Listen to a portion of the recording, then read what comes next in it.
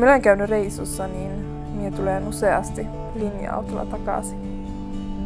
Ensin minä näen vain mettä ja sitten kaikki aukeaa ja minä näen Tornionjoen ja Suomen sillan.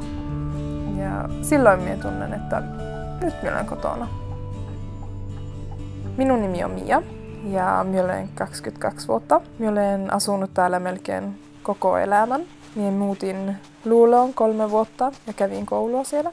Ja sitten minä muutin takaisin. Ostin talon minun poikaystävän kanssa ja sitten me saimme lapsen. Ja Stella on kauhean iloinen. Minä tykkään tästä talosta, kun on jättänyt ne vanhat puulattiat ja vanhan keittiön. Ja sitten me olemme tehnyt aika vastaan remontin, niin se tuntuu uudelta. Ja se oli helppo tehdä kotiksi. Täällä talot ei ole niin kauhean kalliit, niin sitä ei tarvitse ajatella, jos sitä ostaa talon tai ei. Tällä hetkellä minun harrastukset on vähän jäänyt pois, kun koko minun aika menee Stellalle. Mutta muuten minä tykkään laulamisesta ja käydä kirpeksessä. Ja sitten minä tykkään laittaa täällä talossa.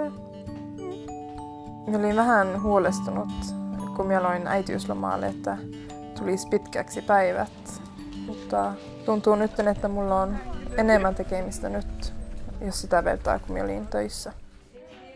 Täällä on perhekeskus, Familjecentralen, ja vauvanuintia. Täällä on paljon tekemistä perheille ja lapsille. Mulla on monta kavereita minun iässä ja vanhempiakin. Yksi iso etu asua täällä Övertorneålla on, että se on niin likellä Suomea. Siellä menet vain sillan yli ja sä olet toisessa maassa.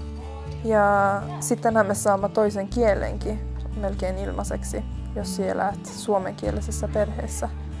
Mutta jos sie et asu, niin sie kuitenkin kuulet suomea ja meidän kieltä koko ajan. Täällä Familjecentralissa käy myös perheitä Suomesta ja vauvaunissakin. Se on hauskaa asua täällä Övertorneålla. Täällä on paljon tekemistä, jos sinä haluat.